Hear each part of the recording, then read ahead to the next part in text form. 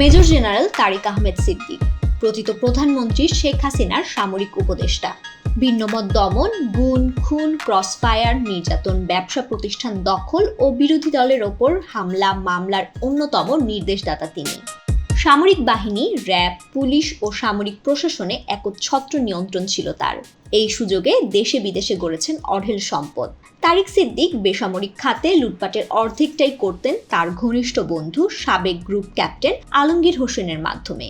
এই আলমগীরকে দিয়েই নামে বেনামে হাজার কোটি টাকার সম্পদ অর্জন করেছেন তারিক সিদ্দিক ও তার পরিবার। তারিক সিদ্দিকের স্ত্রী শাহনাজ সিদ্দিকের পরামর্শে বাংলাদেশের বেসামরিক বিমান চলাচল কর্তৃপক্ষ ও দেশের এভিয়েশন খাত পুরোটাই নিয়ন্ত্রণ করতেন আলমগীর হোসেন। এই খাতে আওয়ামী লীগের অনেক প্রভাবশালী নেতাও কখনো তারিক সিদ্দিকের বিরুদ্ধে যাননি। তিনি যা চেয়েছেন 15 বছর এভিয়েশন খাতে তাই হয়েছে।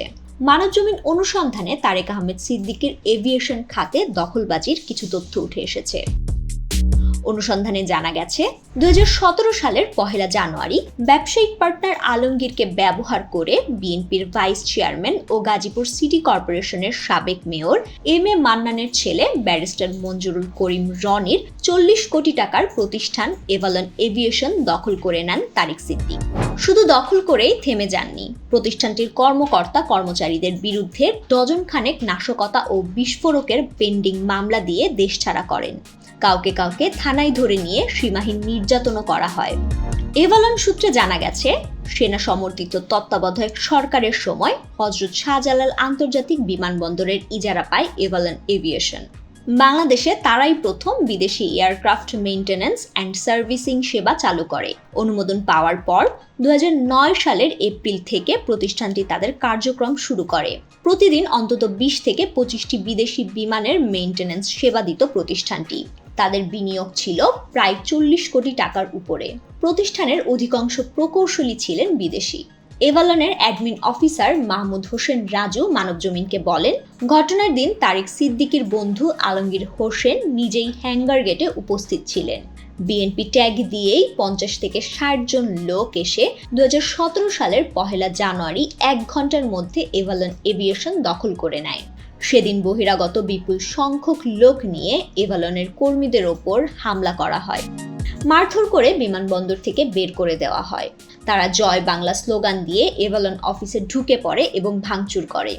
তাদের প্রতিষ্ঠান দখলের পরে 2 ঘন্টার মধ্যে বিএস টেকনিক্যাল সার্ভিস লিমিটেডের নামে একটি প্রতিষ্ঠানকে ওই জায়গার ইজারা দেয় বিমান কর্তৃপক্ষ। এই প্রতিষ্ঠানের মালিক তারিক সিদ্দিকের বন্ধু group captain Alamgir Hossain. BS technical service মূলত তখন থেকেই এভালন এভিয়েশনের অফিস, গাড়ি, প্রযুক্তি, যন্ত্রাংশ ব্যবহার শুরু করেন।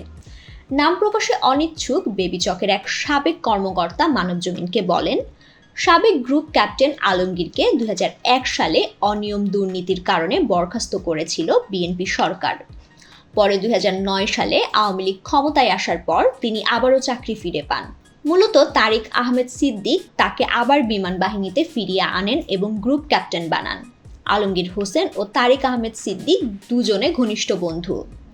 এজন্য আলমগীর বিমানবন্দরে একচ্ছত্র ক্ষমতা খাটান। কেউ তাকে কিছু বলার সাহস পান না। বিমান কর্তৃপক্ষ এই আলমগীরের কাছে অসহায় ছিলেন।